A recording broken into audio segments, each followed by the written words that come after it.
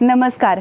आज जी मी काही ट्रेडिशनल योगासनं तुम्हाला दाखवणार आहे ती थोड्या फरकाने जर आपण केली, सरावात आणली तर त्याचे काय फायदे होतात ते आपण आज पाहणार आहोत. तर पहिलं आसन आज मी दाखवणार आहे ते मरीचासन. मरीचासन सोपं आहे करण्यासाठी. मरीचासन करताना एक पाय जितका जवळ घेता येईल तेवढा जवळ घ्यायचा. म्हणजे आता माझी टाच ही नितंबाला लागलेली आहे आणि त्याच वेळेस दुसरा पाय हा गुडघ्यातून सरळ आहे.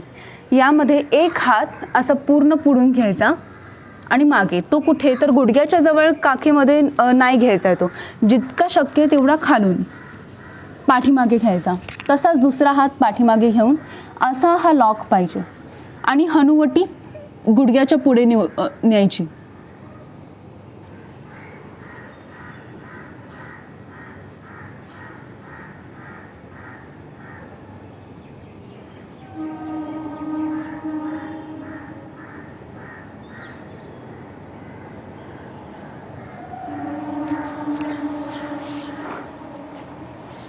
आता मी उजवा पाय गुडघ्यातून वाकवून करते. असाच हात पूर्णपणे मागून घ्यायचा.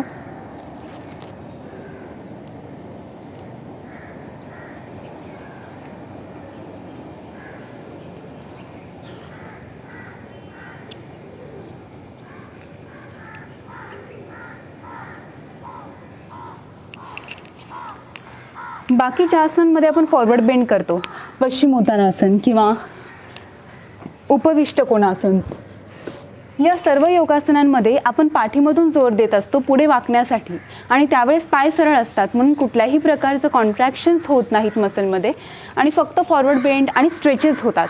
पण मरीचासन हे आसन असं आहे की ज्यामध्ये पाय जवळ घेतल्यामुळे हनुवटी पुढे लावण्याच्या प्रयत्नांमध्ये पोटातले स्नायू जोरात आकुंचित होतात आणि याचं कारण असं की पाय जवळ आहे.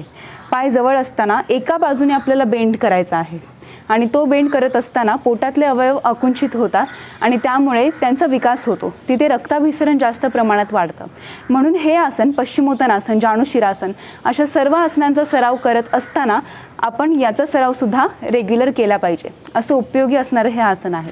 तसंच छातीची मागची बाजू कण्याची म्हणजे थोरॅसिक भाग, या भागालाही यामुळे उत्तम व्यायाम घडतो आणि पूर्णपणे पायांच्या नसा यामध्ये ताणल्या जातात. जेव्हा पुढचा पाय आपण एकदम सरळ ठेवतो तेव्हा या नसा सगळ्या ताणल्या जातात. त्यामुळे सायटिका किंवा पायामध्ये काही व्यंग असतील तर ते सुद्धा दूर होण्यासाठी या आसनाची मदत होते. असं एक मिनटं असं दोन्ही बाजूला हे आसन आपण करायचं आहे. आता पुढचं आसन आपण करत आहोत उत्तानासन. हे दोन प्रकारे मी दाखवते. एक पहिला प्रकार आहे जो सर्वांना जमेल आणि तो जमण्यासाठी थोड्याशा काही टेक्निक्सचा वापर करायचा.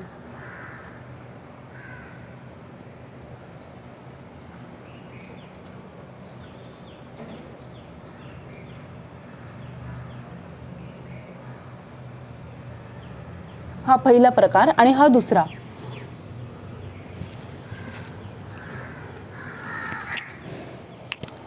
दुसरा प्रकार पूर्ण करण्यासाठी पहिल्या प्रकारामध्ये आपण परफेक्ट होणं फार गरजेचं आहे. जर पहिला प्रकार जमला नाही तर दुसरा इम्पॉसिबल आहे, तो जमणं शक्यच नाही. कारण यामध्ये पूर्णपणे फॉरवर्ड बेंड आहे आणि तो गुडघ्यांच्या मागे येणारा ताण सहन झाला पाहिजे तरच आपण बेंड वाढवू शकतो आणि त्यासाठी त्या स्नायूंना लवचिक करणं फार गरजेचं आहे. त्यासाठी ही जी पहिली पोझिशन आहे यामध्ये जर तुम्ही नीट लक्ष दिलं तर हा अंतर्गोल आलेला आहे, म्हणजे पाठ कर्व आहे, त्याला पोक नाही. जर हा पोक असेल तर मिळणारे 80% फायदे हे आपण आपल्या शरीरापासून परत दूर करत असतो. तर हे 80% फायदे आपल्या शरीराला या आसनामध्ये मिळण्यासाठी पाठ ताठ ठेवणं हे फार गरजेचं आहे आणि त्यामुळे एक प्रकारचा कर्व आहे तो माझ्या आसनात तुम्हाला दिसून येईल आणि तो तुम्ही करण्याचा प्रयत्न करा. पुन्हा एकदा आसन पाहूया.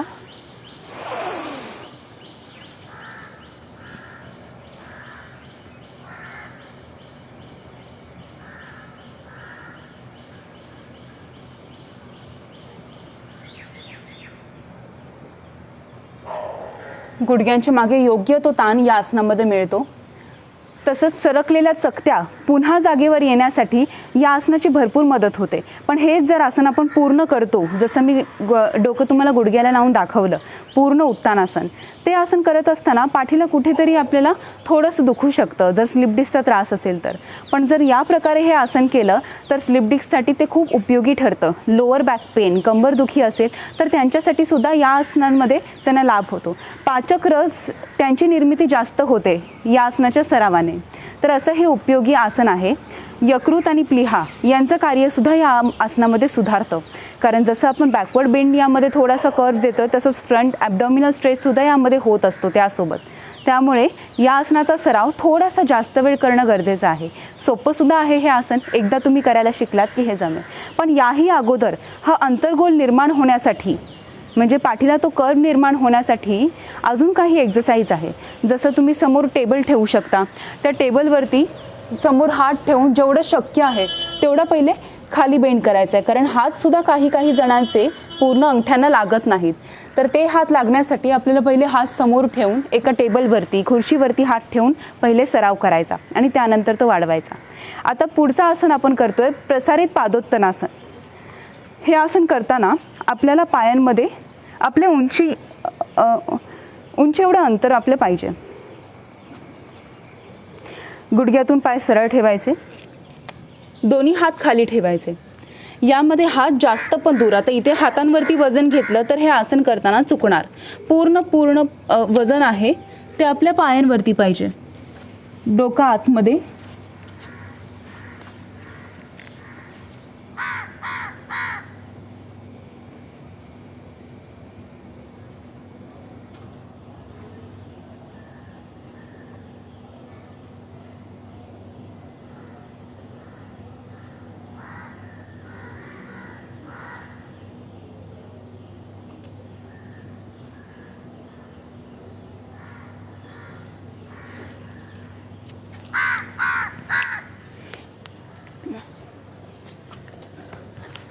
या आसनामध्ये जास्तीत जास्त पायांच्या शिरा आहेत त्यांना वरती उचललं जातं. त्यांना वरती उचलणारे जे स्नायू आहेत त्यांना जास्त ताण मिळाल्यामुळे पाय लवचिक बनतात आणि पायांमध्ये रक्ताभिसरण खूप चांगलं होतं. गुडघ्यांचा त्रास असेल, पोटऱ्यांमध्ये क्रॅम्प्स येणं, हा जर त्रास असेल तर तो दूर होतो. पायांची व्यंग दूर होतात. आणि त्याचसोबत ज्यांना शीर्षासन करता येत नाही त्यांच्यासाठी हा एक उत्तम मार्ग आहे शीर्षासन शिकण्यासाठी. कारण डोक्यावरती वजन येण्याची सवय या आसनामुळे आपल्याला मिळते आणि ती सवय चांगली करत असताना, सराव वाढवत असताना आपल्या मानेची स्ट्रेंथ वाढते. ज्यामुळे जर शीर्षासन आपण शिकत असू तर मानेला कुठलाही त्रास होणार नाही. कारण शीर्षासनात पूर्णच्या पूर्ण वजन हे मानेवरती आपण त्याचा भार घेतलेला असतो, डोक्यावरती घेतलेला असतो. त्यामुळे या मसल्सना जास्त स्ट्रेंथी बनवण्यासाठी आणि मानेला स्ट्रेंथ मिळण्यासाठी हे आसन खूप महत्त्वाचं आहे. तर शीर्षासन शिकण्या अगोदर या आसनाचा सराव तुम्ही नक्की करा. हे आसन जवळजवळ 1.5 ते 2 मिनटं आपल्याला करता आलं पाहिजे आणि त्याच्या पुढे तो सराव तुम्ही वाढवत जाऊ शकता. आता पुढचं आसन आपण पाहणार आहोत अर्धबद्ध पश्चिमोत्तानासन. पाय सरळ ठेवायचे आहेत, एक पाय गुडघ्यातून वाकवायचा आहे. ज्यांना पद्मासन येत नाही ते असा एक पाय गुडघ्यातून दुमडून हा सराव करू शकतात आणि या सरावामधून पुढे पूर्ण पद्मासन हे आपल्याला घालता येईल. उजवा पाय मी गुडघ्यातून वाकवला आणि उजवा हात पूर्णपणे पाठीच्या मागून घेतला. डाव्या हाताने मी पुढच्या पायाच्या चवड्याला पकडलेलं आहे आणि हे पकडून फर्स्ट आहे ते पाठ सरळ ठेवणे. कारण आपण काय करतो, जर पूर्ण पोझिशन जरी जमत नसेल तरी इतकी केली तरी सुद्धा पाठीला असा बाक असतो, बेंड असतो. तर त्यामुळे जसं मी उत्तानासनात सांगितलं, पण भरपूर फायदे जे पाठीला मिळणार आहेत ते यामध्ये मिळू देत नाहीत. त्यासाठी पाठ ताठ ठेवायची आणि ताठ ठेवूनच असा सराव पुढे वाढवत जायचा. एकदा हा फॉरवर्ड बेंड जमला की मग पूर्णपणे मान खाली.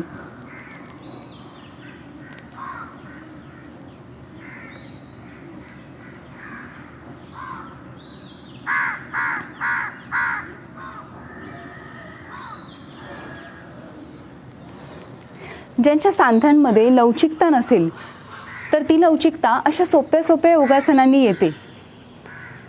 लवचिकता वाढल्यामुळे त्या सांध्यांचं आरोग्यसुद्धा सुधारतं. तर एवढं महत्त्वाची असणारी ही योगासनं आहेत आणि सोपी देखील आहेत.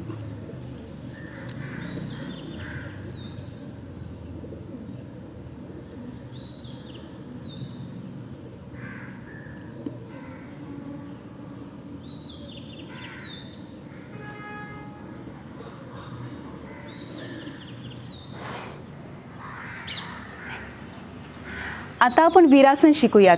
वीरासन हे आसन आपण जेवल्यानंतर सुद्धा करू शकतो, त्यामुळे पोट जर जड झालं असेल तर ते हलकं होण्यासाठी या आसनाची मदत होते. पचनक्रिया यामुळे सुधारते. टाचदुखीचा त्रास ज्यांना असेल त्यांच्यासाठी हे उपयोगी आहे. तसंच संधिवातामुळे किंवा वातरोगामुळे जर गुडघे खूप दुखत असतील तर ते दुखणंसुद्धा या आसनामुळे कमी होतं. जर पाय दुखणे हा त्रास असेल तर तुम्ही अगदी रात्री या आसनामध्ये थोडा वेळ थांबलात आणि त्यानंतर झोपून सकाळी जेव्हा उठाल तेव्हा तुम्हाला असं त्याची जाणीव होईल की पाय तुमचे पूर्ण मोकळे झालेले आहेत.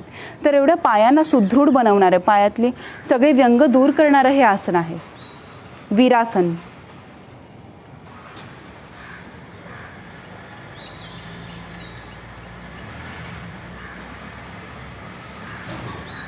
वीरासनात जसं मी पहिले वज्रासन या आसनाचा सराव तुम्हाला करायला सांगते. हे आसन तुम्हाला जमलं की मग हळूहळू मागून पायांमध्ये अंतर घ्यायचं आणि गुडघे मात्र तसेच जॉईंट ठेवायचे.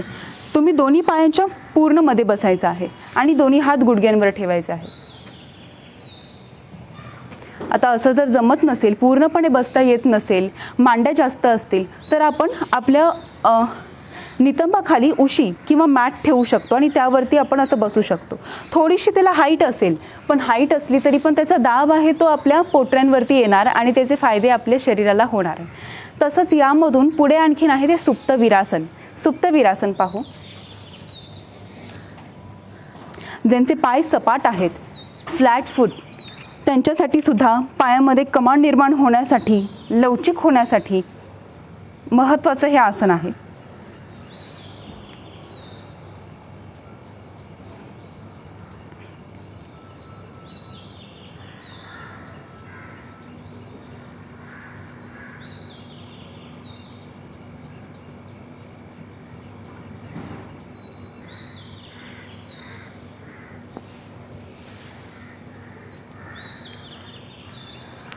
व्यायामप्रेमी किंवा खेळाडू त्यांनी सुद्धा भरपूर खेळल्यानंतर पाय त्यांचे जर दुखत असतील तर या आसनाचा त्यांनी सराव करावा.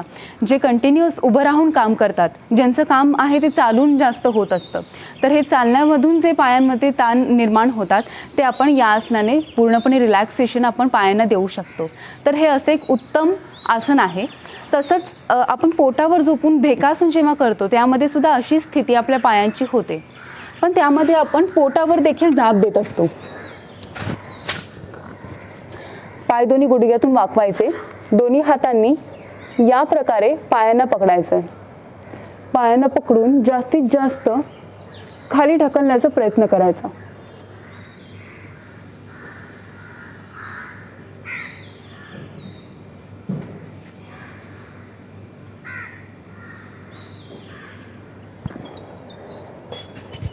गुडघ्यांना मजबूती मिळते, पोटावरती यामुळे दाब येतो, पोटातल्या अवयवांचा विकास होतो आणि पृष्ठभागामधला ताठरपणा हा निघून जातो. आता पुढचं आसन आपण शिकूयात. हे आहे वातायनासन. वातायनासन करत असताना पहिले या पद्धतीने बसून आपण एक पाय पद्मासनात ठेवतो तसा ठेवायचा आहे. आता दोन्ही गुडघ्या खाली दिसत आहेत तुम्हाला, पण यामध्ये आपल्याला फक्त एका गुडघ्यावर बॅलन्स करून दुसरा पाय असा ठेवायचा आहे. असा ठेवल्यानंतर बॅलन्स करून दोन्ही हात असे गुंफून नमस्कार घालायचा आहे.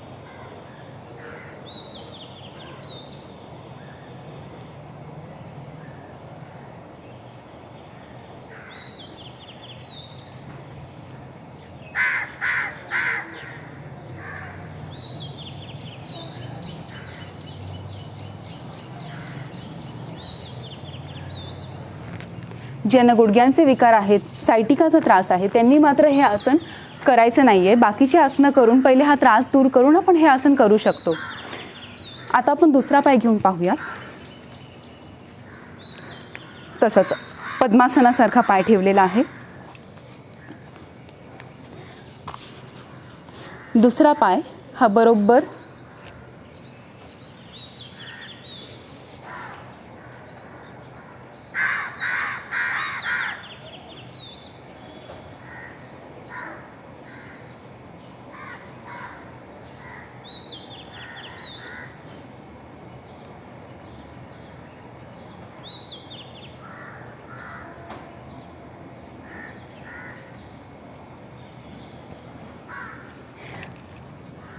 हे आसन तसं सोपं आहे, पण लहान मुलांना, तरुण तरुणींना लगेच जमेल. जर वजन जास्त असेल तर ते वजन कमी करून आपण हे आसन करू शकतो. कारण आपल्याला गुडघ्यावरती बॅलन्स करायचा आहे आणि गुडघ्यावरती जो ताण येतो त्यामुळे गुडघेदुखीचा ज्यांना त्रास आहे ते हे आसन करू शकत नाहीत. तर या आसनामुळे पाठीची लवचिकता ही वाढते आणि सगळा स्टिफनेस निघून जातो. तसंच हात पूर्णपणे असे गुंफून घेतल्यामुळे हातांमधलं रक्ताभिसरण सुधारतं. सर्व्हायकल स्पॉन्डिलोसिसचा त्रास जर असेल तर तो यामुळे दूर होतो. तसंच पायांमधली लवचिकता वाढते, त्यांच्यामधली स्ट्रेंथ वाढते. तर असं उपयोगी हे आसन आहे. पुढे आपण शिकूयात हंसासन.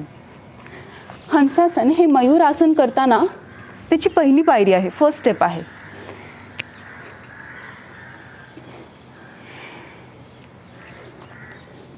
दोन्ही हात आपल्याला असे ठेवायचे आहेत. या हाताची पकड जर आपल्याला लक्षात नाही आली ना तर पुढे सगळं आसन आपलं चुकणार आहे आणि आपण बॅलन्स नाही करू शकणार. मग कोपऱ्यांमधून हे हात पूर्ण वाकवून आपल्या नाभीच्या बाजूला ठेवायचे आहेत. उजवा हात उजव्या बाजूला, डावा हात डाव्या बाजूला. त्यानंतर दोन्ही पाय गुडघ्यातून सरळ करायचे. गुडघ्यातून सरळ केल्यानंतर ही दक्षता घ्यायची की आपली पाठ, गुडघे हे सरळ आहेत की नाही हे पाहायचं आणि मग मान समोर ठेवून आपण बॅलन्स करायचा.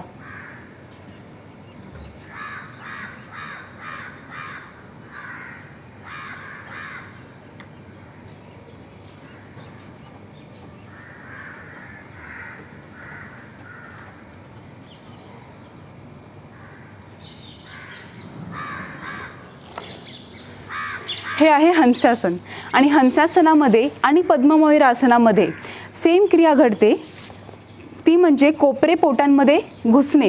हे फार महत्त्वाचं आहे कारण पोटांमध्ये जेव्हा आतड्यांवरती किंवा पोटाच्या सर्व अवयवांवरती दाब निर्माण होतो या कोपऱ्यांमुळे, कारण वजन पडतं ना त्यावरती, तर तो दाब निर्माण होतो आणि तो दाब संपूर्ण पोटातल्या अवयवांना चांगलं रक्ताभिसरण निर्माण करून देतो आणि आकुंचित झालेले तिथले स्नायू, आकुंचित झालेले तिथले सगळे आर्टरीज हे तिथे मोकळे होतात. त्यामुळे पचनक्रिया ही सुधारते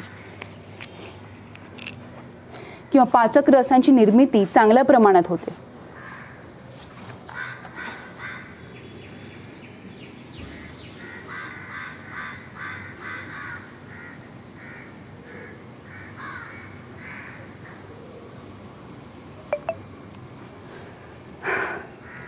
पीसीओडीचा त्रास असेल त्यांच्यासाठी उपयुक्त आहे. डायबिटीजचा त्रास असेल तर तेही सुद्धा हंसासन करू शकतात. आणि पद्ममयूर आसन आहे जे आपण हंसासन शिकल्यानंतर पुढे शिकू शकतो.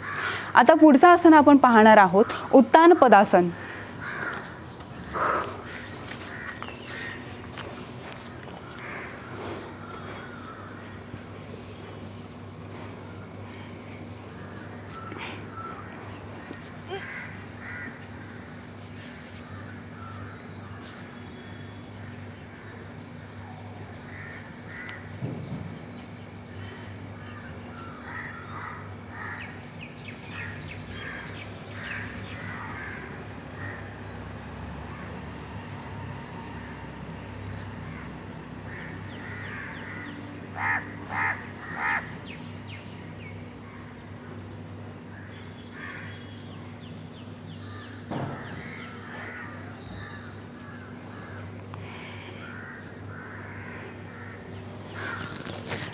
छातीची भिंत यामुळे मजबूत होते.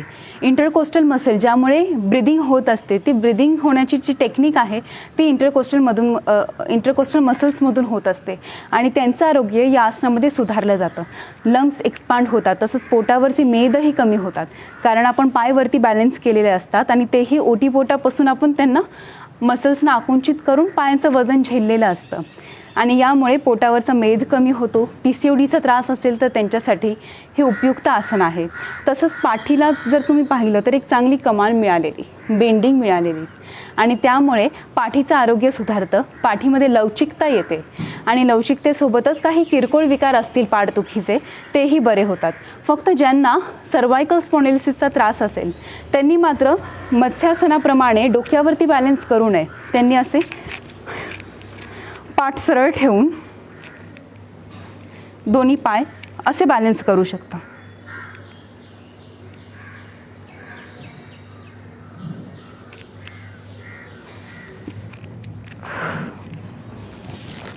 आता आपण करूयात परिघासन. याप्रमाणे गुडघ्यावरती आपल्याला बॅलन्स घ्यायचा आहे. दुसरा पाय टाचेवरती ठेवायचा आहे. टाचेवरती ठेवून एक हात टाचेच्या पुढे घ्यायचा आहे, जसं मी आता उजवा हात घेतलेला आहे. तसंच डावा हात पूर्णपणे वरून घेऊन आपण पायाला पकडायचं आहे आणि पूर्ण खाली वाकायचं.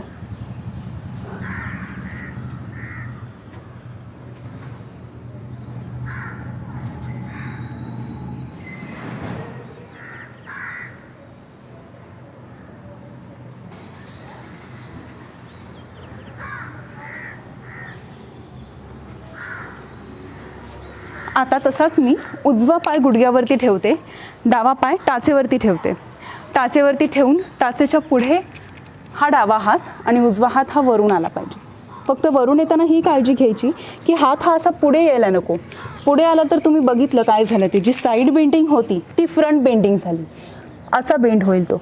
आणि म्हणून जर बाजूला पूर्ण ताण यायला पाहिजे तर आपल्याला साईड बेंडिंगच करायची आहे. आणि हा हातसुद्धा मागे आहे, त्यामुळे शक्यता आहे की हा हात पुढे येऊ शकतो.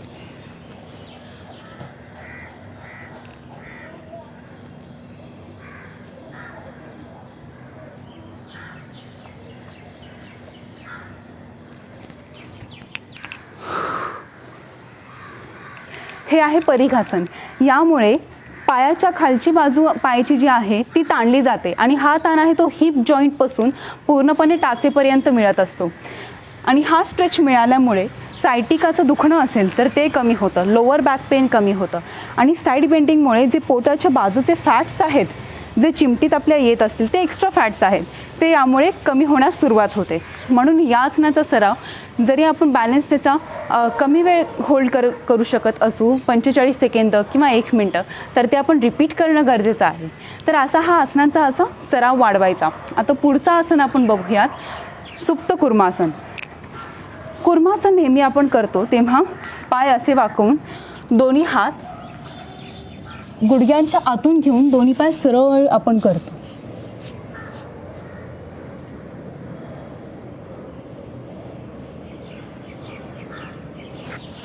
आणि सुप्त कुर्मासन करताना तसेच हात आपल्याला मागे घेऊन पाठीच्या मागे लॉक करायचे.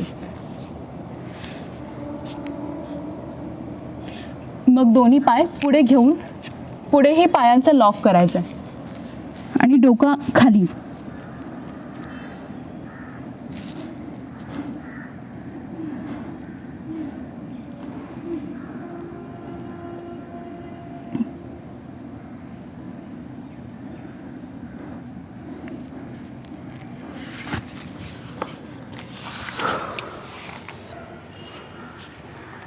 या आसनामध्ये जास्तीत जास्त वेळ होल्ड करून जेव्हा आपण रिलॅक्स होतो तेव्हा गाढ झोपेतून उठल्यानंतर ज्याप्रमाणे शरीर रिलॅक्स असतं तेवढं रिलॅक्सेशन आपल्याला या आसनातून मिळतं. रक्ताभिसरण सुधारतं आपल्या मस्तिष्काच्या दिशेने आणि आपल्या हृदयाच्या दिशेने, आणि त्यामुळे त्या अवयवांचा विकास होतो.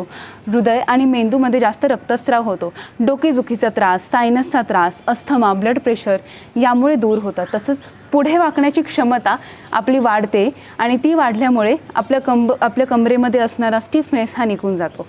तर आता पुढचं आसन आपण शिकूयात, ऊर्ध्वमुख पश्चिमोत्तानासन. जसं पश्चिमोत्तानासन आपण बसून करतो तसंच्या तसं आपल्याला पाठीवर झोपून करायचं आहे. त्यामुळे कंबर जास्त उचलायची नाही आहे. पायांना पकडून जेवढं शक्य आहे तेवढं आपल्या दिशेने खेचायचं.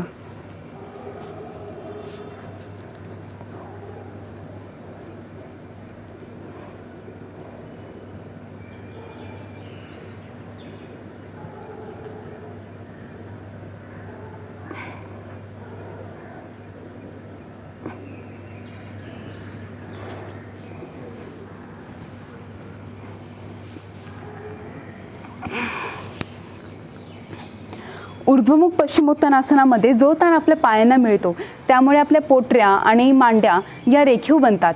त्यामधले सगळे व्यंगता सगळे दूर होतात, विकृती दूर होते आणि पुढे झुकण्याची क्षमताही वाढते. या आसनाच्या सरावामध्ये आपल्याला पाठीला पुढे प्रेशर द्यायचे नाही आहेत. जसं पश्चिमोत्तानासनामध्ये आपल्याला पाठीतून जोर लावावा लागतो पुढे झुकण्यासाठी, तसं पाठीवरती झोपल्यानंतर पायांना आपल्याकडे खेचायचं असतं आणि तो ताण आपल्या सांध्यांना येतो. खांद्यांच्या, आणि त्यामुळे खांद्यांमध्ये जास्त मजबूती निर्माण होते, लवचिकता निर्माण होते आणि मान पाठीचं तीव्र दुखणं जर असेल तर ते तीव्र दुखणंसुद्धा या आसनामुळे कमी होऊ लागतं. पोटावरती चांगले दाब येतात या आसनामुळे, कारण मांड्यांचा पूर्णपणे जोर हा पोटांवरती असतो आणि त्यामुळे गॅसेस शरीरातून दूर होण्यासाठी या आसनाचा आपल्याला फायदा होतो. आता पुढचं आसन आपण शिकूयात, कुक्कुटासन. हे आसन लहान मुलांना जमणं सहज शक्य आहे.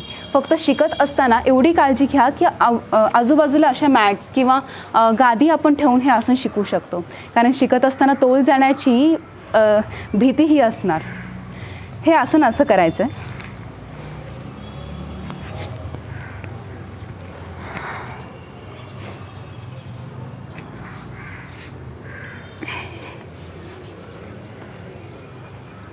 पद्मासन घालून दोन्ही हात असे आतमध्ये घेऊन हा पूर्ण बॅलन्स आपल्याला असा करायचा आहे. हातांवरती बॅलन्स घ्यायचा आहे. मनगटांची ताकद यामध्ये वाढते आणि शक्तिवर्धक आसन आहे हे.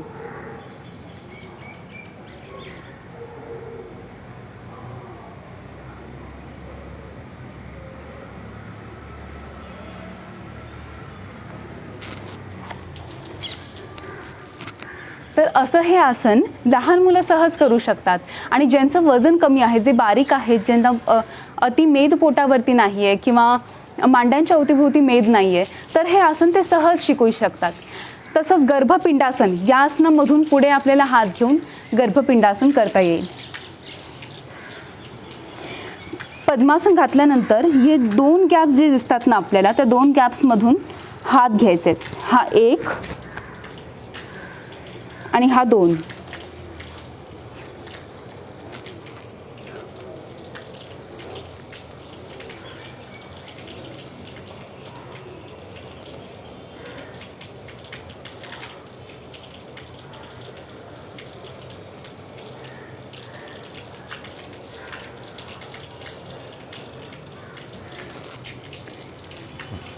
हे गर्भपिंडासन आहे आणि यामध्ये सुद्धा पोटातले अवयव आकुंचित केले जातात. कुक्कुटासनामध्ये सुद्धा तसंच, कारण तोलासन आणि कुक्कुटासन यामध्ये जी लिफ्टिंग पायांची होते ती फक्त पोटातल्या अवयवांना किंवा स्नायूंना आकुंचित केल्यावरच होते आणि त्यामुळे पोटातल्या अवयवांचा विकास होतो, पचनशक्ती वाढते आणि मुलांची स्ट्रेंथ वाढणार यामध्ये, कारण मनगटांवरती पूर्ण आपण त्याचा तोल घेतलेला असतो, भार घेतलेला असतो.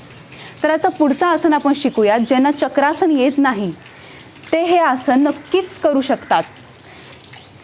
जर हे आपण नीट समजून घेतलं तर सर्वांना हे करणं शक्य आहे.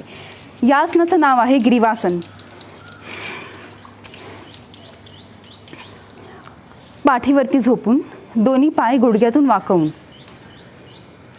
आपण जास्तीत जास्त पहिले पाय जवळ घ्यायचे, जसे माझ्या टाचा अगदी नितंबाच्या जवळ आहे. त्यानंतर कंबरवरती घ्यायची. कंबरवरती घेऊन दोन्ही हात कानाच्या बाजूला ठेवायचे आणि हलकासा पूर्ण प्रेशर आपल्या हातांवरती घेऊन मान डोकं वर उचलायची.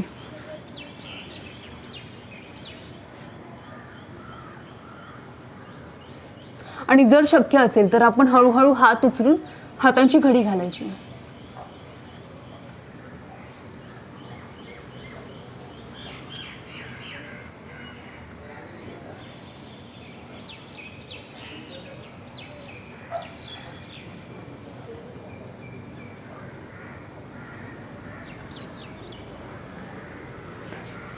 हे सुद्धा शक्तिवर्धक असं आसन आहे.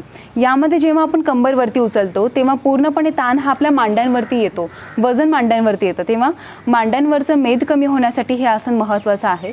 तसंच कंबर जेव्हा आपण वर उचलतो, तो बॅलन्स आपल्याला धरायचा असतो, त्यावेळेस पाठीच्या स्नायूंमधून आपल्याला जोर लावायला लागतो आणि तो जोर आपण जेव्हा पाठीच्या स्नायूंमधून लावतो तेव्हा ते स्नायू लवचिक होतात आणि पाठीचं किरकोळ दुखणं असेल तर ते बरं होतं.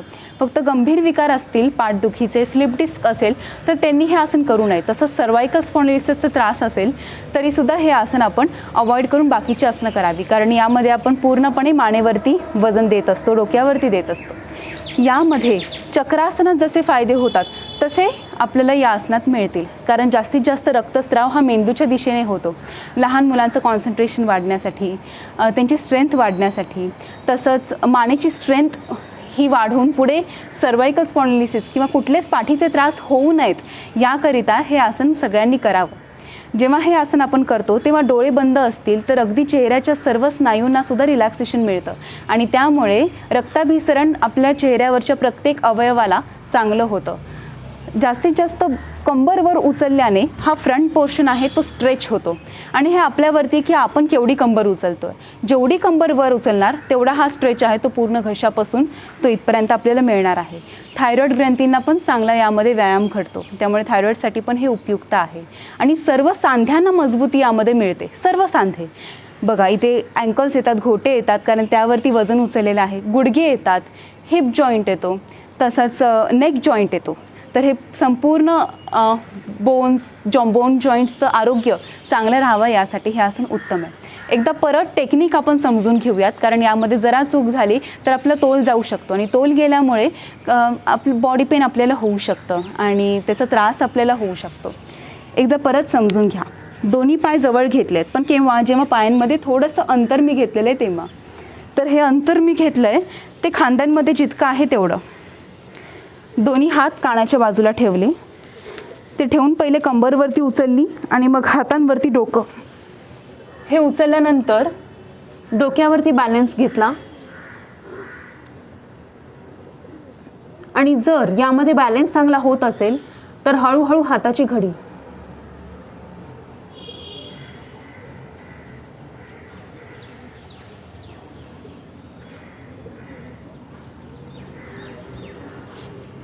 तर असं हे ग्रीवासन आपण सरावात आणावं. आता पुढे आपण पार्श्व सर्वांगासन करू. एक 5 सर्वांगासन पहिले दाखवते.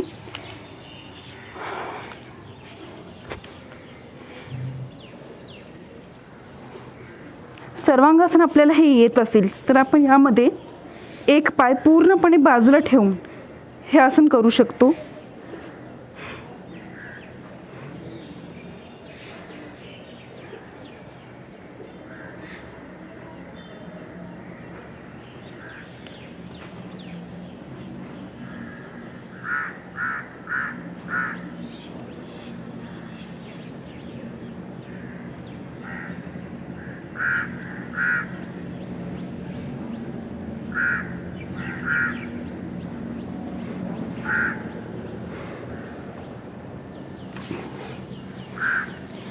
तसंच सालंब सर्वांगासन आपण शिकूया.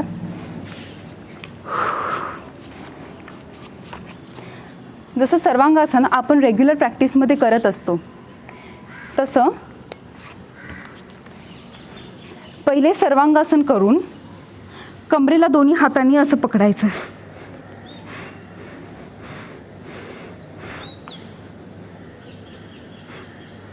आणि मग हळूहळू सालंब सर्वांगासन म्हणजे हातांची बोटं याप्रमाणे गुंतवून हात सरळ.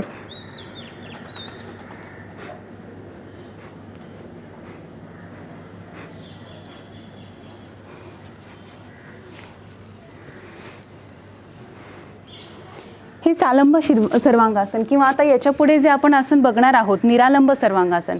या आसनांमुळे शरीरातली शक्ती वाढते, सर्व स्नायूंमध्ये शक्ती वाढते आणि तसंच आजारपणातून उठल्यानंतर जो विकनेस असतो तो दूर होण्यासाठी अशी आसनं मदतशीर ठरतात.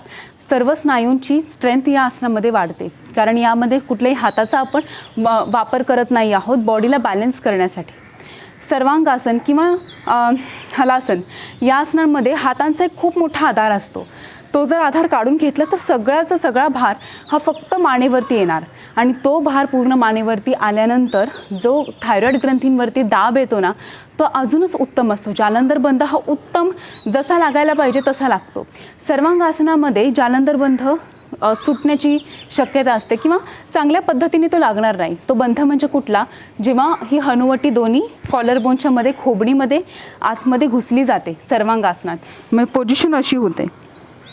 ती निरालंब सर्वांगासनामध्ये किंवा सालंब सर्वांगासनामध्ये अजूनच उत्तम होते. ती तुम्ही आता पहा निरालंब सर्वांगासन कसं करायचं.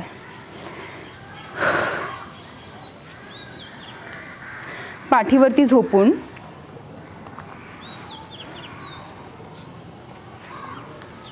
दोन्ही हात वरती घ्यायचे आहेत. आता हात वरती घेऊन सर्वांगासन आहे, त्यामुळे थोडंसं आरामात आपण हे शिकायचं आहे. जेव्हा सर्वांगासन पूर्ण नीट करता येईल तेव्हा हे आसन आपण करू शकतो, किंवा लहान मुलं हे आसन शिकू शकतात आरामात. कंबर वरती उचलायची.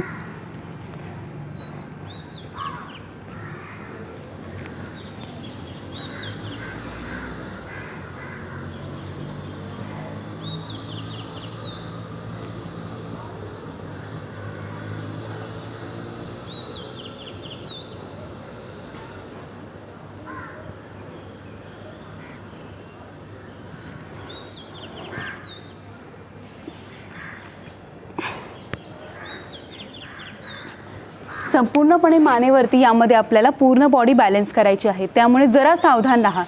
जेव्हा मानेची स्ट्रेंथ तुमची वाढेल सालंब शीर्षासन करून किंवा प्रसारित पादोत्तनासन करून, तेव्हा ती स्ट्रेंथ वाढल्यानंतर ही अशी आसनं करावीत. सर्वांगासनाचा सराव तुम्ही भरपूर महिने करताय आणि ते आसन तुम्हाला 5-10 मिनटं होल्ड करता येत आहे. याचा अर्थ तुमच्या स्नायूंमध्ये क्षमता आहे.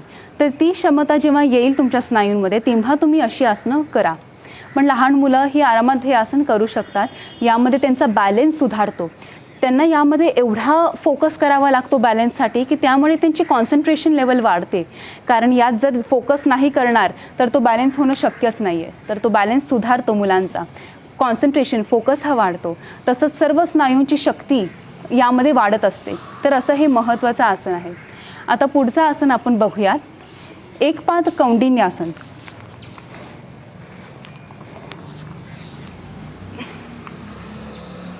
यामध्ये याप्रमाणे बसायचे. एक पाय पहिले मी गुडघ्यावरती ठेवलेला आहे, पण मागचा पाय तो चवड्यावरती आहे मागून, आणि एक पाय त्याचा पूर्ण तळवा हा खाली लावलेला आहे, हा गुडघ्यावरती आहे. असं बसल्यानंतर दोन्ही हात बाजूला, म्हणजे जर पाय तुमच्या दिशेने आहे तर दोन्ही हात माझ्या बाजूला असणार. एक कोपरा बरोबर गुडघ्याच्या पुढे, तर दुसरा कोपरा हा बरोबर आपल्या पोटामध्ये गेला पाहिजे. हा बॅलन्स, आणि बॅलन्स झाल्यानंतर स्ट्रेच.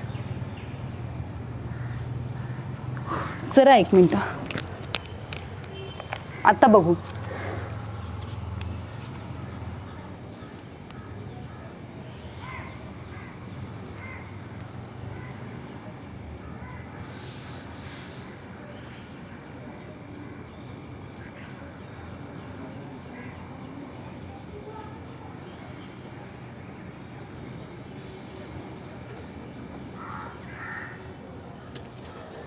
यामध्ये पाठीच्या कण्याला चांगली मुरड भेटते, आणि हा टर्न मिळाल्यामुळे एकाच वेळेस पोटातल्या स्नायूंना सुद्धा ट्विस्टिंग मिळत असते आणि पाठीला सुद्धा. त्यामुळे पाठीचा आणि पोटाचा यामध्ये विकास होतो.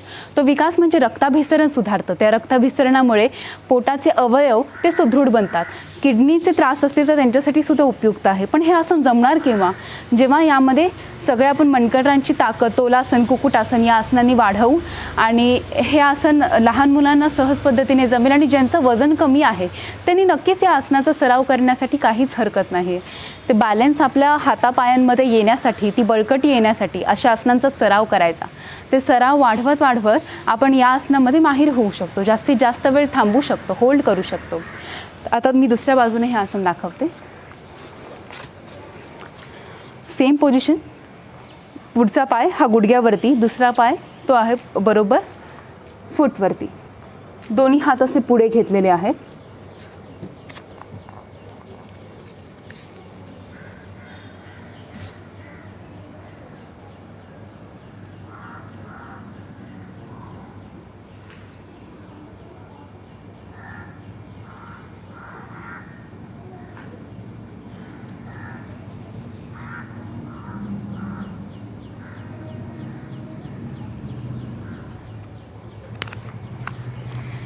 तर ही अशी आसनं तुम्ही नक्की सरावात आणू शकता. ही आजची जी आपण आसनं पाहिली ती ट्रेडिशनल योगातलीच असून आपण जी रेग्युलर आसनं करत असतो त्यामध्ये थोडे थोडे डिफरन्स केलेले आहेत, आणि ते डिफरन्स आपल्याला अजून आपल्या स्नायूंच्या आतल्या भागापर्यंत पोचवतात.